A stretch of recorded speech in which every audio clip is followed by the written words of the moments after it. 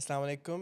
आपकी खिदमत में मैं doctor Ahmed Qadri from Willing veg Lahore doctors enclave आपकी खिदमत में हाजिर है हमारा show you asked for it Sunday special. जैसे हर संडे हम डॉक्टर्स एनक्लेव में बैठ के अपने पुराने वीक में जो जितने you asked for it shows हुए हैं उनके सारे क्वेश्चंस सारे आंसर्स पे दोबारा तबसरा करते हैं। जो क्वेश्चंस आपकी तरफ से आते हैं उनको दोबारा हाईलाइट किए जाते हैं और हम अपने एक्सपर्ट्स के ज़रिए आप तक आपकी क्वेरीज़ को सॉल्यूशंस की मदद के साथ पेश करते हैं। तो आज का शो जिसमें मेरे साथ शिरकत किए हैं डॉक्टर शाह सवार हमारे साथ मौजूद हैं, expert on the topics of psychiatric disorders and there management and counselling, addiction and बाकी जो साइकाइट्रिक के डिसऑर्डर्स हैं उनके लिए। तो आज का जो हमारा शो है it is more on the alcohol side, alcohol use disorder जिसे मेडिकल टर्म में कहा जाता है अल्कोहल एडिक्शन, जो हम कम्युनिटी में सुनते हैं, शराब का नशा, शराब की नशे की बीमारी। तो इसके मतलब हम बात का आगाज़ करते हैं। जो मंडे का शो था फ्रॉम इस्लामाबाद जिसमें doctor Saira and doctor Ejaz ने कुछ डिस्कशन की थी, उसके मतलब एक छोटा सा क्लिप है जिसमें वो डिस्कस कर रहे हैं कि क्या अर्ली साइंस होते हैं जिसमें हमें पता लग सकता है कि हमारे इर्द गिर्द हमारे लव्ड वन में से या हमारे फ्रेंड्स में से कोई अल्कोहल डिपेंडेंस की तरफ जा रहा है। अभी हम बीमारी की तरफ नहीं लेके जा रहे, हम अल्कोहल डिपेंडेंस की तरफ लेके जा रहे हैं, जो फर्स्ट स्टेप ऑफ एडिक्शन होता है, जो फर्स्ट स्टेज ऑफ एडिक्शन होता है। तो ये क्लिप है, ये ज़रा देखिए। सोशल ड्रिंकिंग बहुत कॉमन है, तो अक्सर जो पेशेंट एडिक्शन में जा रहे होते हैं वो इस चीज़ को यूज़ करके जस्टिफाई भी करते हैं कि ये तो एक सोशल ड्रिंक है, तो हम एडिक्ट कैसे हैं या हम किसी बीमारी में कैसे हैं, क्योंकि उनके अंदर इतनी इंसाइट नहीं होती या with the passage of time जो उनकी एबिलिटी होती है ये डिफ्रेंशिएट करने में कि मेरा जो यूज़ है वो अब्यूज़ की तरफ जा रहा है, वो मुश्किल होता रहता है। लेकिन स्टिल कुछ डोमेन्स में कुछ ऐसे साइंस हैं, अगर उनको पकड़ा जाए तो ये आइडेंटिफाई किया जा सकता है कि कौन सा यूजर जो है वो डिपेंडेंस की तरफ या अब्यूज की तरफ जा रहा है। तो अब उसमें 3 इंपॉर्टेंट डोमेन्स आती हैं, जिनमें पहली डोमेन जो है वो साइकोलॉजिकल और बिहेवियरल डोमेन है। यानी कि हमें उनके मूड मिजाज में उनकी जो बिहेवियर है उसके थ्रू कुछ साइंस मिलते हैं कि ये जो अब हमारा लव्ड वन है या एक पेशेंट है या अगर कोई पेशेंट खुद है कि वो अब्यूज की तरफ जा रहा है या डिपेंडेंस की तरफ जा रहा है। तो उसमें फर्स्ट ये होता है कि जो एडिक्ट है वो प्री ऑक्यूपाइड होता है, यानी कि हर वक्त यही सोचता रहता है कि वो अगली ड्रिंक किस वक्त करेगा। अगर वो जॉब के ऊपर है तो वो सोचेगा कि कब मैं लंच ब्रेक पे या कब मैं डिनर ब्रेक, कोई भी ब्रेक मिलेगी मुझे किसी तरह तो मैं जाके ड्रिंक यूज कर लूंगा ताकि मैं नॉर्मल फील करूँ, क्योंकि यूजुअली ऐसा नहीं होता कि जहाँ आप काम कर रहे होते हैं वहाँ पे ड्रिंकिंग अलाउड होती है। तो यानी they are looking for small gaps जिनमें वो ड्रिंक कर सकें। फिर अपने अगर उन्होंने कोई इवेंट प्लान करना हो, फैमिली के साथ कहीं बाहर जाना हो, तो उनका ज्यादातर फोकस इस चीज के ऊपर होगा कि कैसे वो एक एज निकालें कि कैसे वो छुप के फैमिली से या किसी भी जगह पर जाके ड्रिंक कंज्यूम कर सकें। यानी ये जो प्री ऑक्यूपेशन है ना कि ड्रिंक आएगी कहाँ से, कैसे लूंगा, पैसे कैसे आएंगे, किस वक्त इस्तेमाल करूंगा, इन कैलकुलेशंस के ऊपर कॉन्स्टेंटली पेशेंट का फोकस होता है। फिर सेकेंडली जब कोई स्ट्रेस आता है तो वो हेल्दी कोपिंग मैकेनिज्म्स की तरफ जाने की बजाय अल्कोहल को या ड्रिंक को यूज करते हैं उन स्ट्रेसर्स के साथ डील करने के लिए। कोई एंग्जाइटी है, कोई स्ट्रेसफुल सिचुएशन है, एक फ़ोन कॉल आ जाती है कि कोई इशू हो गया है, स्कूल में बच्चों का इशू हो गया, तो पहला उनका रिस्पॉन्स ये होता है कि अपने आप को काम डाउन करने के लिए, अपने आप को कूल डाउन करने के लिए वो अल्कोहल की तरफ जाएं, उसके बाद फिर वो इशू को जो है वो डील करें। अब फिर loss of control with the passage of time develop होता है, यानी कि एडिक्ट्स का ये बिलीव होता है कि वो जब चाहे ड्रिंकिंग को छोड़ सकते हैं या वो जितना पीना चाहते हैं उतना ही पीते हैं। यानी कि अगर कोई एक पैक पी रहा है तो वो उसको लगेगा कि मैं अपने कंट्रोल में हूँ, लेकिन with the passage of time ये कंट्रोल खराब होता रहता है। यानी एडिक्ट ये सोच के बैठता है कि मैं बस सिर्फ एक ग्लास यूज कर लूंगा या जितनी भी डाइल्यूशन में मैं यूज करूंगा, लेकिन वो एक यूज करता है, 2 यूज करता है, 3 यूज करता है, अल्टीमेटली पूरी बॉटल खाली कर देता है। तो ये हमें इंडिकेट करती है कि लॉस ऑफ कंट्रोल डेवलप हो रहा है, यानी which is also a sign के अब साइकोलॉजिकल या फिर फिजियोलॉजिकल डिपेंडेंस अल्कोहल के ऊपर डेवलप हो रही है। फिर अल्कोहलिज्म को छुपाने के लिए या किस एक्सटेंट तक एक पेशेंट अल्कोहल को यूज कर रहा है, इस चीज को कवर अप करने के लिए वो झूठ बोलने लगते हैं, उनके कुछ सीक्रेट्स बन जाते हैं जो अपनी फैमिली से, अपने लव्ड वन से वो चीज़ों को छुपाने लग जाते हैं कि मैंने ड्रिंक की है, ड्रिंक नहीं की हुई, कितनी बार ड्रिंक किया है, किस कंपनी में उठ बैठ रहा हूँ, कैसे कोई चीज़ डिलीवर करवा रहा हूँ, यानी इन सब चीज़ों को अब उसको लगता है कि वो वन मैन आर्मी है, उसने हर चीज़ अपनी फैमिली से छुपा के और एडिक्शन की तरफ आगे काम करना है। फिर एक और जो बिहेवियरल हमें चेंज नज़र आता है वो ये होता है कि रिस्पॉन्सिबिलिटीज से जो पर्सन एडिक्शन में जा रहा है वो हटता जाता है, यानी कि अगर उसका काम था कि वो ड्यूटी पे सुबह 8 बजे पहुंचना है, तो अल्कोहल यूज़ की वजह से वो 8 बजे उठ ही नहीं पाता, तो वहाँ पर लेट आना स्टार्ट हो जाता है। फिर अगर उसके कोई घर के मामला थे जो वो संभालता था, जैसे कोई सब्जी लेके आनी है, कोई राशन का बंदोबस्त करना है, तो वो उन चीज़ों से भी साइड पे होता जाता है अल्टीमेटली। या अगर वो कोई और ऐसा रिस्पॉन्सिबिलिटी घर में सरंजाम दे रहा था, जैसे अपने बच्चों को पढ़ाने पे है, उनको प्ले ग्राउंड लेके जाना है, उनको पिक एंड ड्रॉप है, तो इन चीज़ों से भी वो एक निगलेक्ट शो करने लग जाता है, यानी अब वो उसका प्राइमरी फोकस नहीं रहती, प्रायोरिटी नहीं रहती, और उनके ऊपर वो उस तरह से जैसे पहले काम कर रहा था नहीं कर पाता। फिर एक और डोमेन है जिसमें हम चेंजेस देखते हैं, जैसे कहते हैं सोशल एंड फिजिकल डोमेन। अब सोशल डोमेन का मतलब ये है कि रिश्तों में खराबी आना शुरू हो जाती है, जो फैमिली के साथ रिलेशंस हैं, जो फ्रेंड्स के साथ रिलेशन है, जो फ्रेंड्स सर्कल है, वो चेंज होना शुरू हो जाता है। तो इनिशियली हम ये देखते हैं कि उनके वो दोस्त जो सोबर हैं, जो कि कंसर्न्ड हैं कि एडिक्शन की वजह से पेशेंट को कोई नुकसान ना पहुंच जाए, उनसे वो दूर होने लग जाते हैं। With the passage of time उनकी सोशल सर्कल में सिर्फ वही लोग रह जाते हैं जो या एडिक्ट होते हैं या एडिक्शन की जो ड्रग्स है या अल्कोहल है उसको सप्लाई करने की कोशिश करते हैं। फिर उनकी अपनी फैमिली के साथ, क्योंकि फैमिली बार बार उनको टोकती है, उनको रास्ते में आती है कि नहीं और शराब नहीं पीनी, या इससे तुम्हारी सेहत पे बुरा असर पड़ रहा है, या उनकी आंखें खोलने की कोशिश करती है, तो एडिक्ट को ऐसा लगता है कि वो उनके दुश्मन है, यानी कि जो अल्कोहल यूज कर रहा है पेशेंट, उसको वो अपने एनिमीज फील होते हैं, उनको ये समझ नहीं आ रही होती कि ये मेरे बेहतरी के लिए काम कर रहे हैं। वो एक फ्रस्ट्रेशन लेवल डेवलप हो जाता है फैमिली में भी और एडिक्ट में भी, कि ये क्या एक साइकिल है जिसमें हम फंस गए हैं कि जो एडिक्ट है वो ड्रग यूज करता है, एब्सेंट रहता है, फैमिली की रिस्पॉन्सिबिलिटीज फुलफिल नहीं कर रहा, तो फैमिली के दरमियान जो आपस में रिलेशनशिप्स है वो भी इन्फ्लुएंस होते हैं, और दूसरा जो सोशल सर्कल है, दोस्त हैं, वो भी बहुत इन्फ्लुएंस होते हैं। फिर फिजिकल साइन एंड सिम्टम्स देखने को मिलते हैं, जैसे सर अभी बता रहे थे कि पहले अगर वो मज़ा जो है या जो नशा या जो खुमार एक पैक से चढ़ जाता था, अब उसके लिए एक बोतल खाली करनी पड़ सकती है। यानी जो अक्सर हम ये बात करते हैं कि नशे में जो है वो बरकत नहीं रहती है, तो यानी टॉलरेंस डेवलप हो जाती है बॉडी को, उसी तरह वही मज़ा लेने के लिए, वही फंक्शन करने के लिए ज़रूरत से ज़्यादा क्वांटिटी रिक्वायर्ड होती है अल्कोहल की। तो ये इंडिकेट करती है टॉलरेंस जो है कि अब जो यूज़र है वो अब्यूज़ की तरफ जा रहा है या फिर डिपेंडेंस की तरफ जा रहा है। और फिर ये भी देखा जाता है कि अगर फॉर एग्जांपल एक इंसान दिन में सुबह शाम दोपहर 3 ग्लास ही पीता था, एक-एक ग्लास एक-एक टाइम पे, और अगर अब वो गैप क्रिएट करता है, एक बोतल पी रहा है या तो उसको उस गैप के दौरान विथड्रॉल सिम्पटम्स महसूस होते हैं, यानी एंग्जायटी महसूस होती है, ट्रेमर्स फील होते हैं या इरिटेबल होता है वो। ये इंडिकेट करता है कि अब डिपेंडेंस डेवलप हो गई है, क्योंकि विड्रॉल के जो सिम्टम्स हैं ये तभी आते हैं जब बॉडी एडजस्ट कर चुकी होती है एक फिक्स अमाउंट ऑफ अल्कोहल की, उसको वो 24 आवर्स में चाहिए। फिर स्लीप पैटर्न बहुत चेंज होता है। अब यूजुअली ये समझा जाता है क्योंकि एक डिप्रेसेंट ड्रग है अल्कोहल, तो इससे तो रिलैक्स होता है बंदा, काम डाउन होता है, तो नींद बेहतर होनी चाहिए। ये जरूर हो सकता है कि शुरुआत में नींद ज्यादा आती हो, लेकिन जो क्वालिटी ऑफ स्लीप है वो बहुत इफेक्ट होती है। आरईएम स्लीप यानी नींद का वो हिस्सा जिसमें ब्रेन जो है वो अपने आप को रिपेयर करता है, रेस्टफुल लेता है, या बॉडी जो है वो रिफ्रेश होती है, उसकी क्वांटिटी बहुत कम हो जाती है। फिर जो नींद है उसमें नाइट टेरर्स हो गए, नाइटमेयर्स हो गए, इनकी क्वांटिटी बहुत इंक्रीज हो जाती है, जिसकी वजह से फ्रीक्वेंट डिस्टर्बेंसेस आती हैं नींद में। इसके अलावा एक और डोमेन है जो कि इमोशनल डोमेन है, जिसमें हम साइन एंड सिम्टम्स देखते हैं कि पेशेंट जो है वो अब अब्यूज की तरफ जा रहा है। उनमें पहला ये होता है कि अगर आप किसी एडिक्ट को या कोई भी जो अल्कोहल अब्यूजर है उसको अगर कन्फ्रंट करते हो कि आप अल्कोहल पी रहे हैं, इससे आपको बहुत नुकसान पहुंच रहा है, आपने क्वांटिटी बहुत बढ़ा दी है, तो वो फौरन इनकार करने लग जाते हैं, डिनाइल में चले जाते हैं कि ये सिर्फ एक सोशल ड्रिंक है और मेरी जो यूज है वो सिर्फ इस हद तक लिमिटेड है जितना कि आम लोग पीते हैं, तो आप मुझे एडिक्ट कैसे बोल सकते हो। यानी कि एक डिनाइल होता है, वो एक्सेप्ट नहीं कर पाते कि वो जो ड्रग यूज है उनका वो इतना ज्यादा बढ़ चुका है।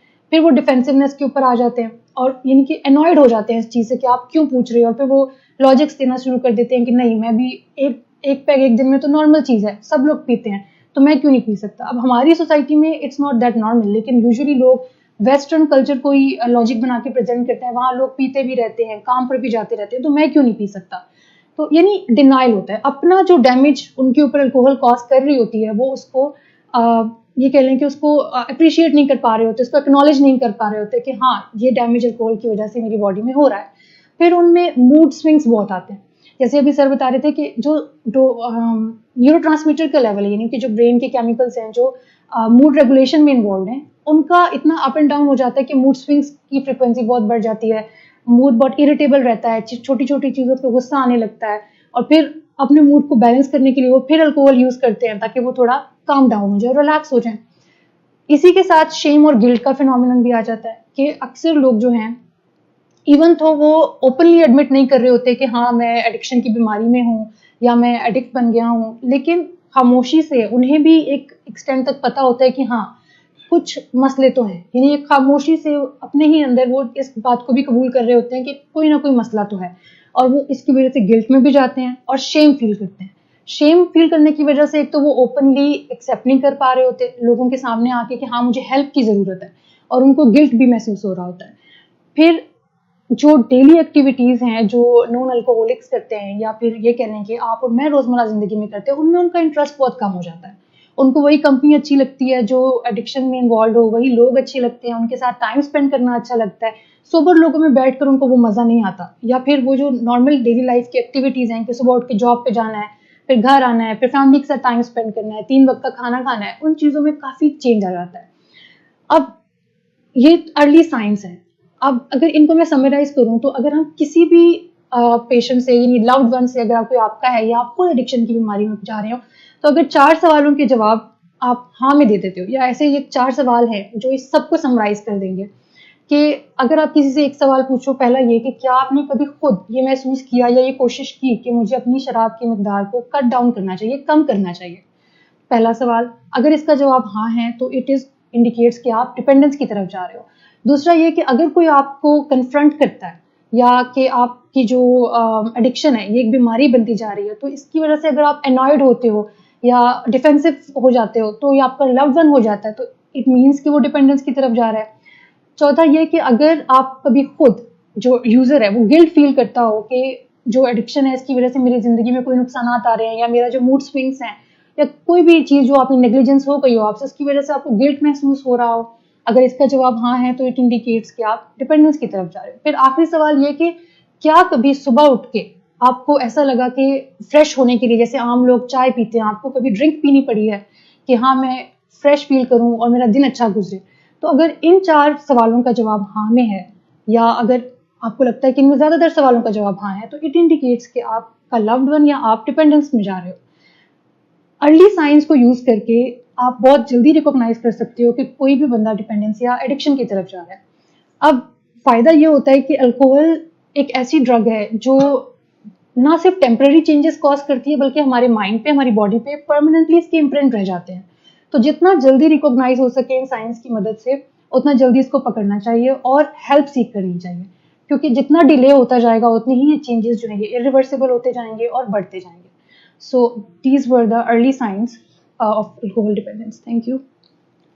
सर, जब हम देखते हैं अपने काम के जो ड्रग एडिक्शन की ट्रीटमेंट है, उसमें फैमिली सिस्टम अप्रोच के ऊपर हम बड़ी तवज्जो देते हैं, बड़ी अहमियत उसकी देखते हैं, और हम बार बार इसका जिक्र करते हैं कि जो एडिक्शन की बीमारी है वो एक फैमिली की बीमारी है। फैमिली पूरी जी, अभी हमने देखी क्लिप जिसमें मिस डॉक्टर सायरा जो हैं वो एक्सप्लेन कर रही थी कि किस तरह क्या अर्ली साइंस होते हैं जो जिससे एक पेशेंट जो अल्कोहल डिपेंडेंस के अंदर जा रहा है हम उसको आइडेंटिफाई कर सकते हैं, उसको डायग्नोज कर सकते हैं। अच्छा, इसके साथ साथ जो मेडिकल टर्म्स और मेडिकल नॉलेज इस्तेमाल की जाती है उसका एक चेकलिस्ट है जिसे हम क्लिनिकल चेकलिस्ट कहते हैं, ऑडिट सी के नाम से, केज के नाम से। हम अगर पेशेंट हमारे पास आता है तो हम उनके ऊपर वो अप्लाई करते हैं, जिसका थोड़ा सा मैं बताता जाऊँ, जिसमें हम उनकी असेस कर रहे होते हैं उनकी टॉलरेंस कि वो कितना इस्तेमाल कर रहे हैं राइट नाउ। मतलब कि अल्कोहल अगर उन्हें इस्तेमाल करना शुरू किया है इन अर्ली स्टेजेस, वो हो सकता है कि 1 ग्लास हो ड्रिंक का every week, every other week, alternate weekends पे, और आहिस्ता आहिस्ता उनकी जो टॉलरेंस है वो इंक्रीज़ हो रही हो, उनकी डिपेंडेंस आहिस्ता आहिस्ता इंक्रीज़ कर रही हो सकता है कि उनकी वीकली अमाउंट इंक्रीज़ हो रही हो। तो ये उनकी हिस्ट्री में हमें पता लगता है। फिर उनके साथ जो उनके फैमिली मेम्बर्स होते हैं उनसे हम हिस्ट्री ले सकते हैं कि क्या उनकी फ़िज़िकल एक्टिविटीज़, क्या उनकी सोशल एक्टिविटीज़ में भी कोई चेंज आ रहा है? क्या वो आइसोलेशन की तरफ तो नहीं जा रहे? क्या वो इस तरह की एक्टिविटीज़ में ज़्यादा एंगेज तो नहीं होते जहाँ पे अल्कोहल ज़्यादा मिल रही होती है? तो ये कुछ मेजर मेजर बातें हैं जो हम एक मेडिकल टर्म से, एक मेडिकल पॉइंट ऑफ व्यू से हम हिस्ट्री में एक पेशेंट और उनकी फैमिली से कुछ पूछ लेते हैं। तो मैं चाहूँगा कि डॉक्टर शाहसवार आप ज़रा बताइए कि आपके नज़र में, आपकी नज़र में ये जो अल्कोहल डिपेंडेंस का सवाल है, तो क्या वो अर्ली साइंस होते हैं जिनमें हम फैमिली को पहले से आगाह कर सकते हैं कि उन पे वो थोड़ी ज़्यादा निगाह रखें, थोड़ी ज़्यादा अलर्ट रहें कि अगर इस तरह का पेशेंट हो रहा है तो मतलब कि वो ख़तरे की तरफ जा रहा है, अगला स्टेप उनके लिए फिर वो एडिक्शन का, वो डिसऑर्डर का ही बनेगा। Thank you doctor Ahmed. आज जैसा कि आपको पता है कि मौसम बहुत अच्छा है, बारिश भी हुई है। जी, बिल्कुल। तो मुझे एक शेर याद आ रहा है कि तुम्हारे शहर का मौसम बड़ा सुहाना लगे, एक शाम चुरा लूँ अगर बुरा ना लगे। बिल्कुल, चुरा लें। तो ये जो सुहाना वाली फीलिंग्स हैं और बाकी जो फीलिंग्स हैं, जब ये हमें महसूस नहीं होती, जब इनमें ख़राबी पैदा होती है, तो फिर हम इनको ठीक करने की कोशिश करते हैं। बिल्कुल। ख़राबी जो है वो स्ट्रेस की वजह से भी हो सकती है, वर्क लाइफ बैलेंस या कुछ भी, किसी भी वजह से। एग्ज़ाम हो सकता है। हाँ, कुछ भी हो सकता है ज़िंदगी के अंदर, कुछ ना कुछ इम्तिहान तो चलते रहते हैं। हुँ, तो जब इनमें ख़राबी पैदा होती है तो फिर हम उसका, जो हमारे जहन में नेचुरली कुछ कोपिंग मैकेनिज़्म्स आते हैं, हम उनकी तरफ जाते हैं। अल्कोहल भी उन्हीं में से एक कोपिंग बिल्कुल। मैकेनिज़्म है। तो लोग अल्कोहल यूज़ कर रहे होते हैं और अपना स्ट्रेस को आर्ज़ी तौर पे एक मैनेज कर रहे होते हैं, लेकिन उनको पता ही नहीं चलता कि कब वो जो है ना एडिक्शन का शिकार हो जाते हैं। तो हुँ, हमारा बात करने का मकसद यही है कि लोगों के अंदर अवेयरनेस फैलाई जाए और उनको बताया जाए कि क्या साइंस हैं जिसको अगर आप रिकग्नाइज़ कर लें शुरू में ही, तो आप जो है ना एडिक्शन से बच सकते हैं, आपको एडिक्शन डेवलप नहीं होगी। क्योंकि जब एडिक्शन डेवलप हो जाती है तो फिर इंसान का जो अंदर वाली आवाज़ है, जो इनसाइट है, वही ख़त्म हो जाती है। तो फिर वो इलाज करना उस पेशेंट के लिए या जो एडिक्शन में होता है हुँ, उसके लिए काफ़ी मुश्किल हो जाता है। तो जब कि एडिक्शन नहीं डेवलप हुई, आपका जो इनसाइट है वो इंटैक्ट है, तो उसी टाइम पे अगर आप इन चीज़ों के बारे में, इन साइंस के बारे में आपको पता चल जाए, तो आप एडिक्शन डेवलप होने से बच सकते हैं। तो वो जो साइंस है उनके बारे में मैं आपको बताता चलूँ। सबसे पहले तो ये है कि आपका जो ड्रिंकिंग का पैटर्न है उसके अंदर तब्दीलियाँ आती हैं। हुँ, आप, अगर फॉर एग्जांपल अगर आपने एक पिंट से शुरू की है, वो हुँ, ऐसा ऐसा बढ़ता ही जाता है, ठीक है। अगर आप वीकेंड में शुरू में पी रहे हैं, फिर हुँ, ऐसा ऐसा आप बाकी वीकडेज़ में भी पीने लग जाते हैं।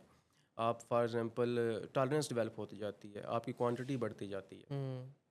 जिस अमाउंट से पहले आपको वो रिलीफ़ मिल रहा था या वो खुशी मिल रही थी इवन कह लें, तो वो उसी अमाउंट से आपको अचीव नहीं होती, तो बिल्कुल। आपको अपनी अमाउंट इंक्रीज़ करनी पड़ती है to achieve the previous effect जो आपको प्रीवियस अमाउंट से आपको मिल रहा था। बिल्कुल। जो फॉर एग्ज़ाम्पल कुछ लोग अक्सर शुरू में जो वो सिर्फ़ रात के वक़्त पीते हैं, लेकिन हुँ, जब वो देखें कि वो सुबह के टाइम भी पीने लग गए हैं, उनको क्रेविंग्स होने लगी हैं, तलब होने लगी है सुबह के टाइम भी, तो उस टाइम इस बात की तरफ ये इशारा कर रहा है कि जो है ना आपके अंदर एक ख़राबी पैदा हो रही है एडिक्शन की, ठीक है। दूसरा ये है कि आप अपनी रिस्पॉन्सिबिलिटीज़ जो है उनको नेग्लेक्ट करने लग जाते हैं। आप फॉर एग्ज़ाम्पल काम पे नहीं जा रहे, अगर आप हुँ, वर्किंग हैं तो हुँ, मतलब आप ऑफिस नहीं जा रहे, छुट्टियां कर रहे हैं, या अगर आप बिज़नेस कर रहे हैं तो उसके अंदर आप नेग्लेक्टफुल हो रहे हैं। अपनी अगर आप, रिस्पॉन्सिबिलिटीज़ नहीं जी, ले अगर आप रहे। स्टूडेंट हैं तो आप स्टडीज़ के अंदर पीछे रह रहे हैं। अगर आप अपनी जो फैमिली लाइफ है उसको वो ख़राब हो रही है। इसी तरह जो है वो आप कोशिश करते हैं कि आप इसको छोड़ दें, लेकिन आपसे वो छूटती नहीं है। आप कई दफ़ा कोशिश कर चुके होते हैं, आप जब पी लेते हैं फिर सोचते हैं अब हुँ, नहीं पीनी मैंने, लेकिन जब अगली दफ़ा क्रेविंग्स होती है तो फिर आप पी लेते हैं। तो ये भी इस बात का इशारा है कि आपको जो है ना वो एडिक्शन डेवलप हो रही है और आपको जो है ना इस बारे में सीरियसली सोचना चाहिए। अच्छा, मैं एक बुक पढ़ रहा था नो मोर लेटिंग गो, उसके अंदर एक लाइन लिखी हुई थी कि अगर एक पेशेंट को ये सोच आती है कि उसे कट डाउन कर देना चाहिए अपनी अल्कोहल को, अपनी अमाउंट को थोड़ा डिक्रीज़ कर देना चाहिए, तो मतलब कि अब वो बात एडिक्शन तक पहुंच चुकी हुई है। अब वो डिपेंडेंस की बात आ चुकी हुई है। जब उनको अंदर से इस तरह की सोचें आना शुरू हो जाती हैं, जब उन्हें अंदाज़ा होना शुरू हो जाता है कि उनकी अपनी पर्सनल लाइफ में अल्कोहल इंक्रीज़ हो गई है, तो दैट इज़ वो इनसाइट उनकी जो थोड़ी सी रह गई है, वो उन्हें बता रही होती है कि अभी कुछ हल कर लें इसका, ये ख़राबी की तरफ बात जा रही है। बिल्कुल इसी तरह जब आप अल्कोहल को छोड़ते हैं, तो अगर आप ने फॉर एग्जांपल आप पी और छोड़ी हो तो आपको अगर सिम्टम्स आने लग गए हैं विड्रॉल की, विड्रॉल्स आना शुरू हो जैसा कि जाए। अगर आपके हाथ कांपने लग गए हैं, आपको एंजाइटी शुरू होने लग गई है, हुँ, तो ये भी इस बात की तरफ इशारा है कि आप डिपेंडेंस तकरीबन ही डेवलप हो चुकी है। हुँ, ठीक है, और अब जो अगला स्टेप है वो डिजीज़ डिसऑर्डर का का है, है। डिसऑर्डर का है। जी। तो आगे जो है ना आप फिर एडिक्शन के अंदर चले जाएंगे, जो कि हुँ, क्रोनिक प्रोग्रेसिव प्राइमरी डिजीज़ है, हुँ, और फिर सारी उम्र मैनेज करना पड़ता है। हुँ, इसी तरह जो अगर फॉर एग्जांपल आपकी नींद ख़राब हो रही है, अगर आप नहीं पीते और आपको नींद नहीं आती, तो ये भी इसी बात की तरफ इशारा है। इसी तरह अगर आपके कोई लीगल इश्यूज़ आ रहे हैं, हुँ, फाइनेंशियल इश्यूज़ आ रहे हैं, आपके पैसे ज़्यादातर इसी के ऊपर ख़र्च हो जाते हैं, आप रेकलेस ड्राइविंग कर रहे हैं, तो ये भी इसी बात की तरफ इशारा है कि आपके जो है ना मसला बढ़ रहा है। ठीक है, इसी तरह अगर आपके रिलेशनशिप इश्यूज़ आ रहे हैं अपने हुँ, पार्टनर के साथ, वाइफ के साथ, हस्बैंड के साथ, अपने फैमिली मेम्बर्स के साथ, अपने फ्रेंड्स के साथ, आप उनको टाइम नहीं दे पाते, या आप जब भी बात करते हैं आपका लड़ाई झगड़ा हो जाता है, आपका मूड इरिटेबल रहता है, तो ये सारे इस चीज़ का इशारा है कि आप जो है ना प्रॉब्लमेटिक सिचुएशन में पहुंच चुके हैं हुँ, और अभी से एक्शन ले लें। बिल्कुल। अच्छा, इसमें कुछ सोशल पॉइंट्स भी आ सकते हैं, जैसे पहले मैंने ज़िक्र किया कि इस तरह के इवेंट्स में ज़्यादा जाना जहाँ पे ड्रिंकिंग कॉमन है, इस तरह के लोगों से अनफ्रेंड कर देना उनको, जो सोबर हैं जिन्हें कहते हैं, कि जहाँ पे जो आपको कहते हैं कि ना पियो, जो आपको मना करते हैं, ज़्यादा पीने से रोकते हैं कि अब बहुत हो गया, तो सीक्रेटली पीना शुरू कर देना। जो आपने बात की कि कभी ज़्यादातर जो लोग होते हैं वीकेंड पे सोने के लिए इस्तेमाल कर रहे होते हैं, तो वो जब मॉर्निंग टाइम में भी पीना शुरू कर दें और छुप के पीना शुरू कर दें, तो ये भी एक साइन है कि अब जो पेशेंट है वो सिर्फ सोशल ड्रिंकर, सिर्फ यूज़र नहीं रहा, अब डिपेंडेंस की तरफ चल चुका हुआ है, और अगला नेक्स्ट स्टेप जो होगा वो डिसऑर्डर का ही होगा। तो ये कुछ चंद मेजर मेजर साइंस और सिम्टम्स थे कि जिससे एक फैमिली अंदाज़ा लगा सकती है कि जो उनका लव्ड वन है वो ख़राबी की तरफ जा रहा है। इसी तरह मेमोरी में मसले आने शुरू हो जाते हुँ, हैं लोगों के, उनको पता नहीं होता उन्होंने क्या कर दिया जब उन्होंने पी हुई थी, इसका मतलब है वो उन्होंने ज़्यादा पी ली थी, हुँ, और ब्लैकआउट्स हो ब्लैकआउट जाना। हो जाते हैं, हुँ, और बाद में जो है ना वो हैंगओवर हो रहा होता है, तो ये वाले सिम्टम्स जो हैं।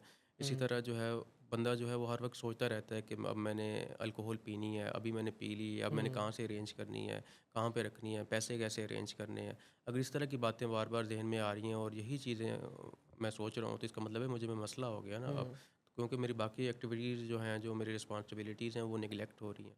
बिल्कुल। तो हम अपनी डिस्कशन जारी रखेंगे on this particular topic of alcohol abuse and alcohol use disorder, alcohol addiction जिसे कहा जाता है हमारी सोसाइटी में। आप हमारे साथ रहिए, हमारे साथ ज्वाइन कर सकते हैं आप थ्रू कमेंट सेक्शन। अपने अपने नज़रियात, अपने क्वेश्चंस को आप वॉइस आउट करें, आप लिखें हमें, व्हाट्सएप भी कर सकते हैं आप, फेसबुक और यूट्यूब पे भी कमेंट सेक्शन में हमें ज्वाइन कर सकते हैं। हम एक छोटे से ब्रेक के बाद दोबारा हाजिर होंगे आपकी खिदमत में।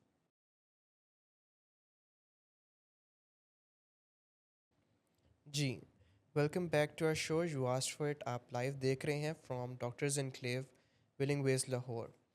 हम आपकी खिदमत में हाजिर होते हैं रोज़ाना फ्रॉम 7 PM टू 9 PM। और आज जिस तरह ब्रेक पे जाने से पहले हम कुछ बात कर रहे थे regarding alcohol dependence and alcohol use disorder. तो उसी के मुतल्लिक हम अपनी डिस्कशन को जारी रखेंगे। अ, इसमें मैं बताता चलूँ कि जो अल्कोहल यूज़ है और अल्कोहल अब्यूज़ है, ये दो डिफरेंट चीज़ें हैं। जैसे हम एक इस्लामिक मुल्क में रह रहे हैं, तो यहाँ पे डिफरेंट बिलीव्स हैं कि ज़रा सा भी इस्तेमाल हराम है, जो है भी फैक्ट है, जो हमारा बिलीफ है। लेकिन अगर मेडिकल पॉइंट ऑफ व्यू से देखें तो डिज़ीज़ में और हराम में काफ़ी फ़र्क है। तो हम जो जहाँ पे बात कर रहे हैं वो डिज़ीज़ की कर रहे हैं कि डिज़ीज़ क्या है, alcohol abuse, alcohol use disorder, alcohol की एडिक्शन, शराब की एडिक्शन, ये क्या है। तो इसके मुतल्लिक साइंस ने, साइकोलॉजी ने दो मॉडल्स बनाए हुए हैं जिन्हें ड्राई मॉडल और वेट मॉडल कहा जाता है। Dry model of alcoholism, weight model of alcoholism. इससे मुराद क्या है, इसको एक्सप्लेन करता चलूँ कि जिस तरह बाकी के ममालिक हैं, वेस्टर्न ममालिक हैं, यूरोप के ममालिक हैं, जहाँ पे अल्कोहल आम ड्रिंक के तौर पे इस्तेमाल की जा रही होती है, जहाँ पे मज़हबी इस तरह की रिस्ट्रिक्शंस नहीं होती, जहाँ पे स्टिग्मा इससे ज़्यादा रिलेटेड नहीं होता, जहाँ पे लोग डेली बेसिस पे या वीकली बेसिस पे यूज़ कर रहे होते हैं, अल्कोहल यूज़ कर रहे होते हैं।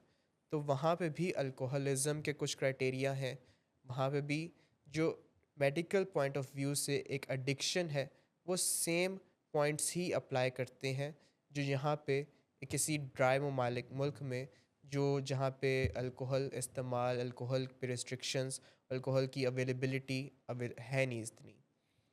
तो वो क्या चीज़ें हैं कि जहाँ से हम एक मेडिकल पॉइंट ऑफ व्यू से इसको ड्रग एडिक्शन कहते हैं। तो दोनों मॉडल्स में, दोनों डिफरेंट कॉन्टिनेंट्स में जो अल्कोहल अब्यूज़ है और अल्कोहल यूज़ है, उसके साथ डिफरेंट डिफरेंट मुश्किलात पेश आती हैं।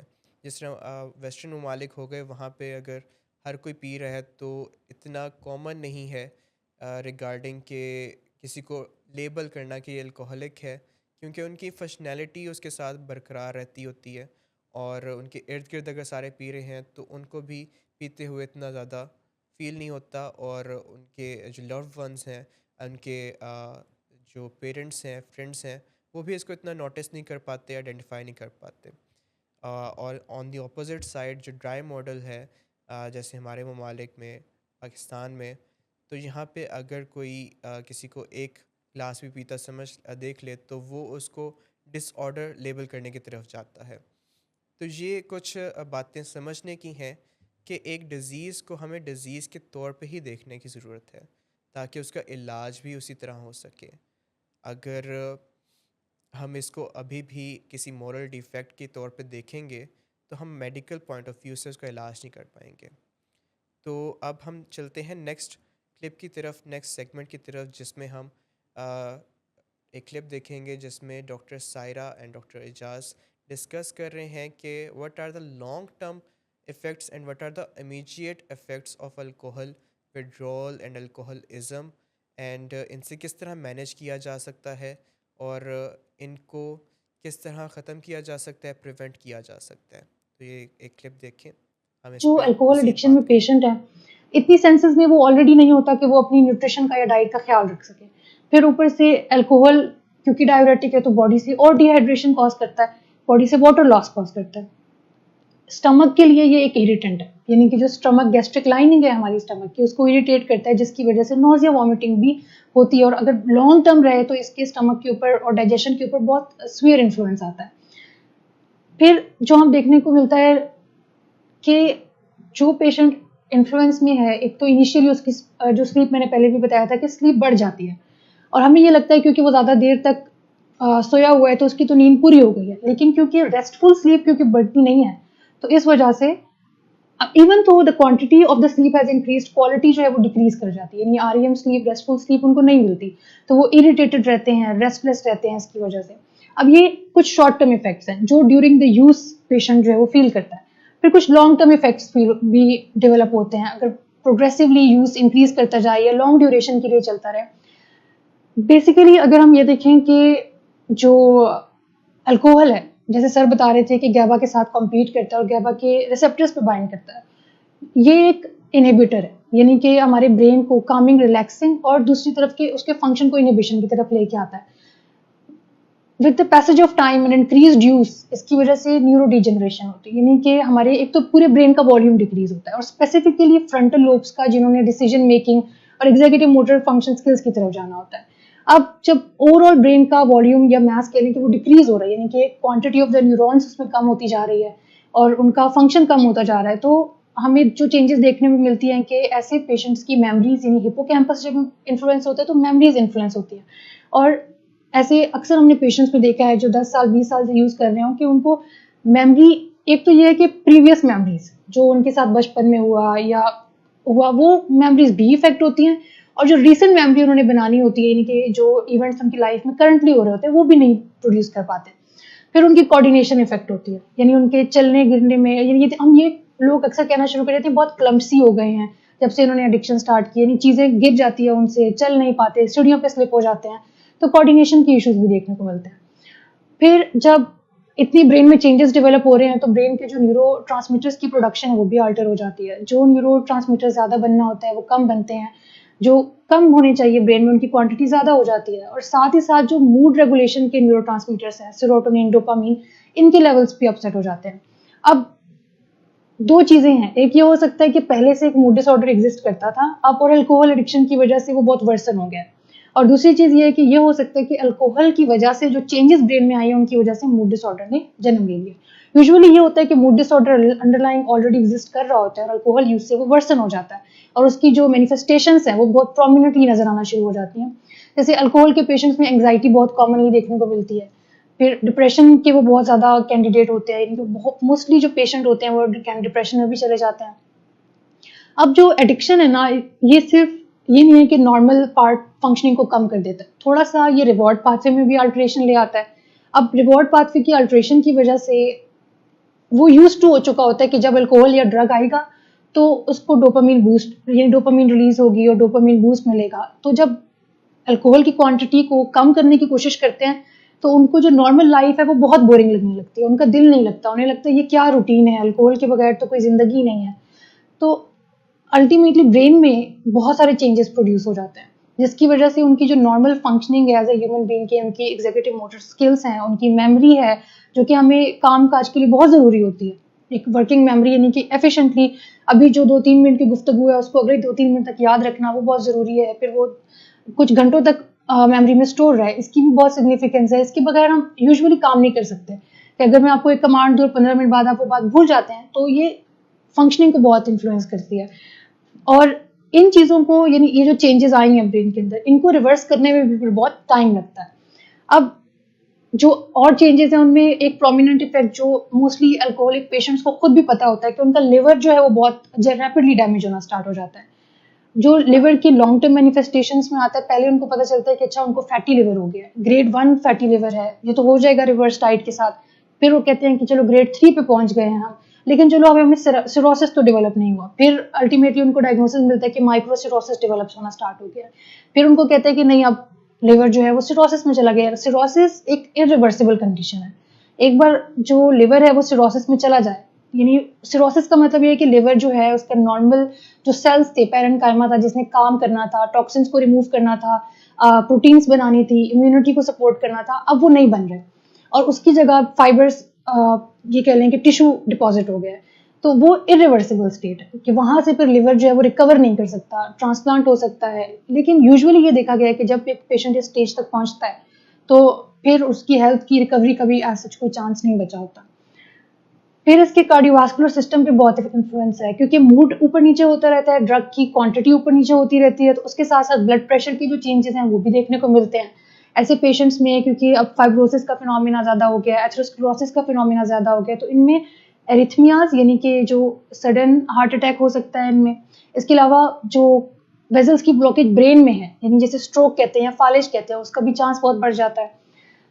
फिर जो हमारी कुव्वत मुदाफ़ियत है जिसने हमें जरासीमों से बचाना है, वो भी इन्फ्लुएंस होती है और हमारा इम्यून सिस्टम जो है वो बहुत उसका ये कह लेंगे उसकी वर्किंग बहुत कम हो जाती है, जिसकी वजह से individual is more susceptible to the infections.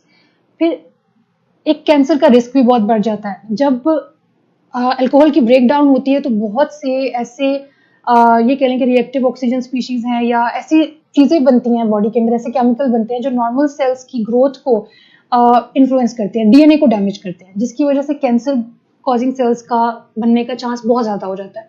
और लोगों को ये लगता है कि सिर्फ लिवर कैंसर का चांस बढ़ जाता है, ऐसा नहीं है। यानी माउथ का, आपके जीआईटी सिस्टम का, लिवर का, इवन के जो ब्रेस्ट कैंसर का चांस भी अल्कोहलिज्म की वजह से बहुत बढ़ जाता है। फिर एक हार्मोनल डिसरेगुलेशन इसकी वजह से आती है, यानी कि हार्मोनल डिसरेगुलेशन, और स्पेसिफिकली वो हार्मोनल डिसरेगुलेशन जो आपकी रिप्रोडक्टिव हेल्थ में इन्वॉल्व होते हैं। तो एज वी कैन सी कि ब्रेन से लेके लिवर है, जीआईटी सिस्टम है, सीवीएस है, आपका इम्यून सिस्टम है, इवन आपकी रिप्रोडक्टिव हेल्थ भी है, वो सब कुछ भी इन अल्कोहल एडिक्शन में इन्फ्लुएंस हो रहा होता है।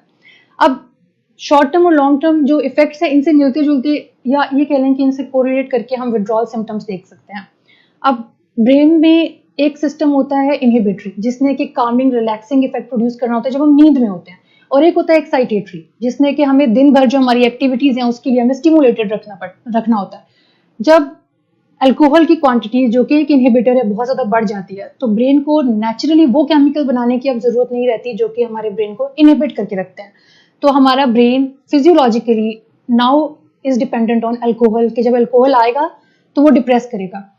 अब वो अपने डिप्रेसेंट बना नहीं रहा होता ब्रेन, और क्योंकि अल्कोहल बहुत ज़्यादा ब्रेन को डिप्रेस करता है, तो उसकी जो डिप्रेशन लेवल है उसको कॉम्पनसेट करने के लिए ब्रेन एक्साइटेटरी न्यूरोट्रांसमीटर जो कि ग्लूटामेट है, ये कह रहे हैं, उसकी क्वांटिटी को बहुत बढ़ा देता है, ताकि ये जो बहुत ज़्यादा इनहिबिशन है और बहुत ज़्यादा एक्साइटेशन, ये एक बैलेंस पे आ जाए और नॉर्मल फंक्शनिंग हो सके। जब एक पेशेंट अल्कोहल यूज़ नहीं करता, ये कह लें 6 घंटे तक नहीं किया, 12 घंटे तक नहीं किया, तो ब्रेन के इनहिबिटरी जो न्यूरोट्रांसमीटर है वो तो ब्रेन में बन नहीं रहा, वो तो सिर्फ अल्कोहल के थ्रू इनहिबिशन होनी थी, और एक्साइटेटरी न्यूरोट्रांसमीटर की प्रोडक्शन ब्रेन बहुत इंक्रीज कर चुका होता है। तो in the absence of alcohol, जो ब्रेन का जो एक्साइटेटरी सिस्टम है, जिसने सारी की सारी बॉडी को सर से पांव तक एक्साइटेड रखना होता है, वो बहुत बढ़ जाता है। अब एक्साइटेटरी का मतलब ये है कि पेशेंट फिर इसके सिम्टम्स फील करता है, यानी बहुत एंशियस होता है, हार्ट रेट बहुत बढ़ जाता है, टेम्परेचर बहुत बढ़ जाता है, और रेस्टलेस फील करता है, ट्रेमर्स फील करता है, इवन सीवियर केसेस में सीजर्स तक फील करता है। यानी जो इनहिबिटरी सिस्टम है, क्योंकि वो काम नहीं कर रहा, वो अब सिर्फ अल्कोहल ही चला रहा था, और अल्कोहल हमने विदड्रॉ कर दिया, तो एक्साइटेटरी सिस्टम के ओवर एक्टिव होने की वजह से बहुत सारे साइड इफेक्ट्स जो हैं, या ये कह लें विड्रॉल में बहुत सारे डेंजर्स जो हैं वो फेस करने पड़ सकते हैं। अब विड्रॉल में बहुत सी ऐसी चीज़ें आती हैं, जैसे ये कह लें कि पहले 6 से 12 घंटे अगर कोई ड्रग यूज़ नहीं करता, तो जो माइल्ड विड्रॉल सिम्टम्स हैं, जैसे ट्रेमर्स है, स्वेटिंग है, हेडेक है, इरिटेबिलिटी है, रेस्टलेसनेस है, ये फील होती है।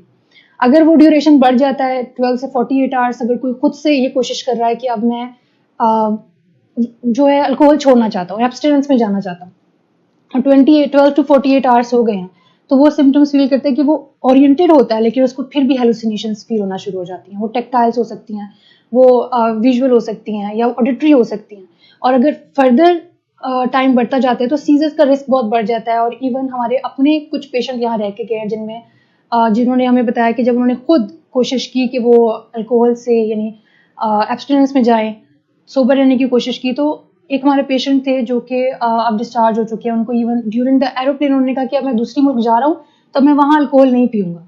तो उस फ्लाइट के दौरान में उनको सीजर्स पड़ गए थे। तो यानी सीजर्स का रिस्क बहुत बढ़ जाता है, और सीजर्स के साथ फिर बहुत सारी कॉम्प्लिकेशंस आते हैं कि अपनी बॉडी फिजिकल डैमेज हो सकता है, ट्रॉमा हो सकता है, अगर एस्पायरेशन हो गई तो इवन डेथ भी हो सकती है। जब 48 आवर्स से टाइम ऊपर जाता है और आप किसी एडिक्ट ने किसी भी तरह ये 48 आवर्स सर्वाइव कर लिए होते हैं और वो ड्रग यूज़ नहीं करता, डिपेंडिंग अपॉन द यूज़, अगर कोई बहुत ही ज़्यादा यूज़र बहुत ही ज़्यादा ड्रग यूज़ करता है या अल्कोहल यूज़ करता है, दिन में 1 या 2 बोतलें पीता है, तो फिर एक सिचुएशन डेवलप होती है जिसे कहते हैं डिलीरियम ट्रेमेंस। अब डिलीरियम की सिचुएशन में एक तो कुछ फिजिकल साइन एंड सिम्टम्स होते हैं कि टेम्परेचर बढ़ जाता है, गुस्सा रहता है, इरिटेबिलिटी होती है, लेकिन साथ ही साथ पेशेंट जो है एक तो हेलुसिनेशंस है और साथ में डिसओरिएंटेड होता है। उसको टाइम प्लेस पर्सन कुछ समझ नहीं आ रहा होता, किसी चीज़ चेयर पड़ी हुई है उसको लगेगा कि कोई इंसान जो है वो बैठा हुआ है। तो बहुत सारी हेलुसिनेटरी जो फैक्टर्स आ जाते हैं और ये एक बहुत डेंजरस स्टेट है।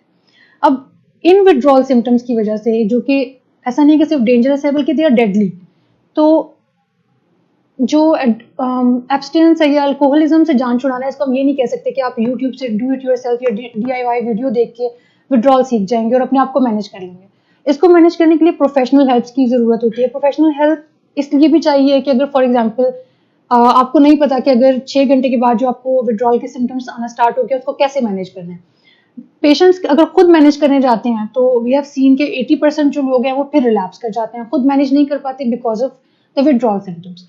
और अगर आप खुद लेट्स सपोज आपने पूरा इरादा कर लिया कि आपने छोड़नी ही है, तो जब उनको विड्रॉल हिट होता है तो वो अपने इर्द गिर्द सर्कल से रब्ता करते हैं, उनका सर्कल में और एडिक्ट्स होते हैं, तो वो उनको बताते हैं अच्छा तुम एक और ड्रग ना पियो, तुम ये कोई गोली खा लो, और फिर ट्रांसफर एडिक्शन हो जाती है। यानी कि एक चीज़ से एडिक्शन से जान छुड़ा रहे थे, दूसरी एडिक्शन में पड़ जाते हैं।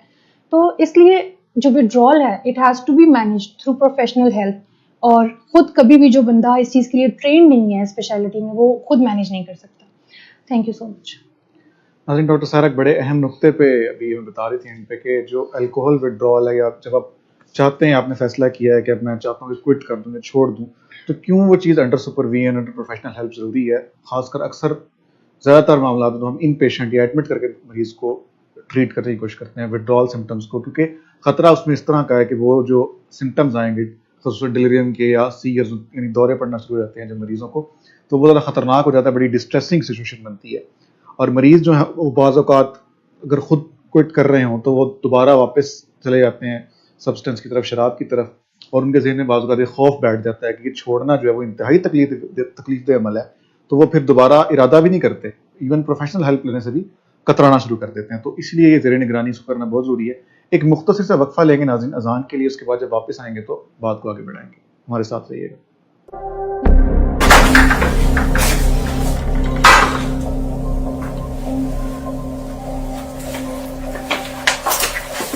आज फिर पी कर आए हो? नहीं तो इन बच्चों का ही ख्याल कर लो। बंद करो तुम अपनी बकवास। लेकिन तुम अपनी घटिया हरकतों से बाज मत आना। तुम हो ही घटिया इंसान। तुम होती कौन हो मुझे रोकने वाली? तुम्हारे बाप के माल की पीता हो क्या? शराब नोशी की वजह किरदार की खराबी नहीं, मूड की खराबी है। शराब नोशी कभी भी नशे की बीमारी में बदल सकती है। नशे की बीमारी हर स्टेज पर काबिले इलाज है। मदद हासिल कीजिए, क्योंकि वो ऐसा नहीं करेगा। विलिंग वेज से मदद हासिल कीजिए, कहीं से भी मदद हासिल कीजिए, लेकिन फौरी मदद हासिल कीजिए। जिस मुआवजे के इंतजार में आपने बहुत देर कर दी, अब वो दस्तक दे रहा है। मदद हासिल कीजिए, मदद हासिल कीजिए, मदद हासिल कीजिए।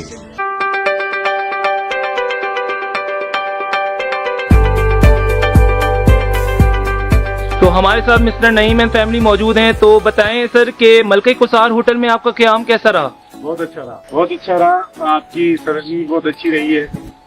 रूम सर्विस आपने बड़ी अच्छी दी है, रूम हमें बहुत अच्छा दिया आपने। मुझे ये बताएं कि जो हमारे रूम के रेंट हैं और फूड के प्राइसेस हैं, उस हवाले से बताएं। उस हवाले से भी आपके बहुत मुनासिब प्राइसेस हैं, बड़ा अच्छा रहा है।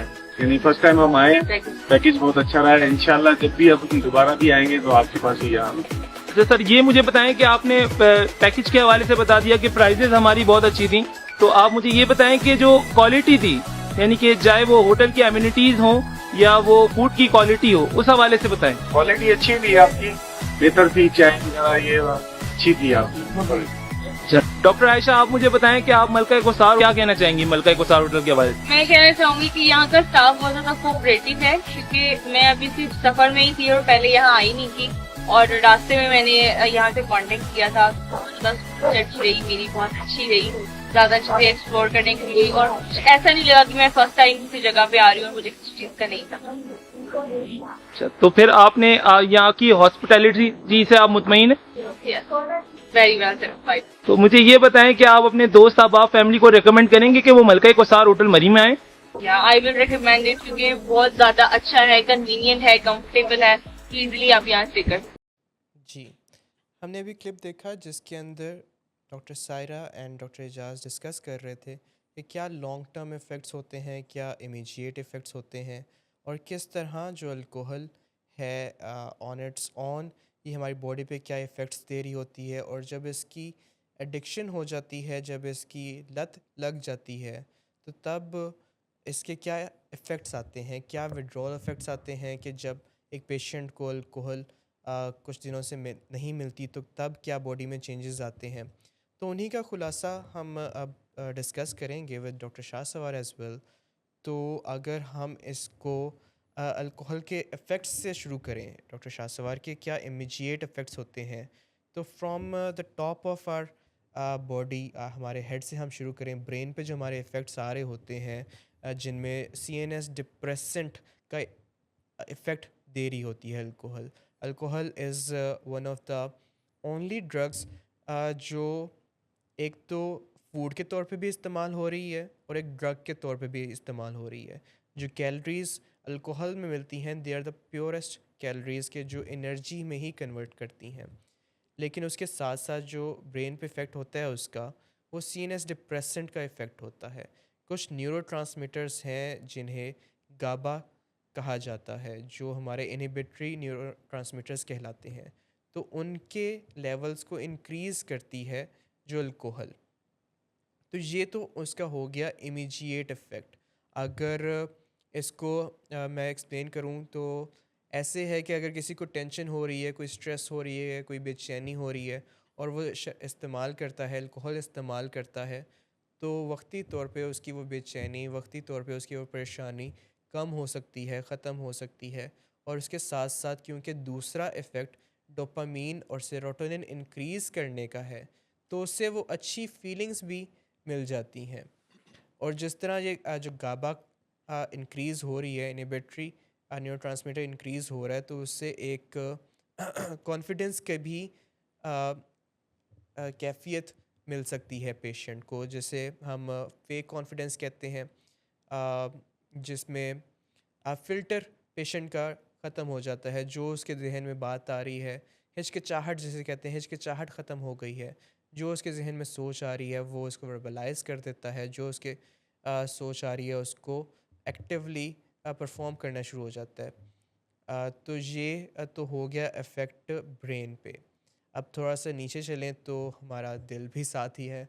तो effect of alcohol on heart भी आता है, जिसमें वेज़ोडाइलेशन और जो ब्लड और हार्ट रेट है उसका इंक्रीज़ करना, ये अल्कोहल का इमीडिएट इफ़ेक्ट होता है। इसके साथ साथ पेट पे गैस्ट्रोइंटेस्टिनल इफ़ेक्ट्स भी आते हैं, जिनमें नोज़िया, वॉमिटिंग और अगर ज़्यादा इस्तेमाल हो गई है अल्कोहल की डोजेज, तो एक्यूट पेनक्रियाटाइटिस होने के भी चांसेस इंक्रीज़ हो जाते हैं। कुछ बिहेवियरल इफ़ेक्ट्स हैं जो फैमिलीज़ जिनकी बुनियाद पे ही उनका इलाज उन्हें किसी इलाज की जगह पे करवाने की तरफ जाती हैं, जिनमें अग्रेशन आ जाना, जिसमें पुअर जजमेंट हो जाना, इम्पल्सिविटी हो जाना, रिस्की बिहेवियर्स आ जाना, ये सारे शामिल हैं। तो ये तो कुछ हो गए इमीडिएट इफ़ेक्ट्स। इसमें अगर डॉक्टर शाहसवार आप कुछ ऐड करना चाहें तो आप ज़रूर कर दें। जी बिल्कुल डॉक्टर अहमद, देखें कि कोई भी हम काम करते हैं या कुछ भी खाते पीते हैं, उसके कुछ इफ़ेक्ट्स जो होते हैं वो इमीडिएटली हमें मिलते हैं और कुछ जी, जो है लॉन्ग टर्म में मिलते हैं। जैसे कि अगर हम खाना खाते हैं तो इमीडिएटली हमारी भूख ख़त्म होती है।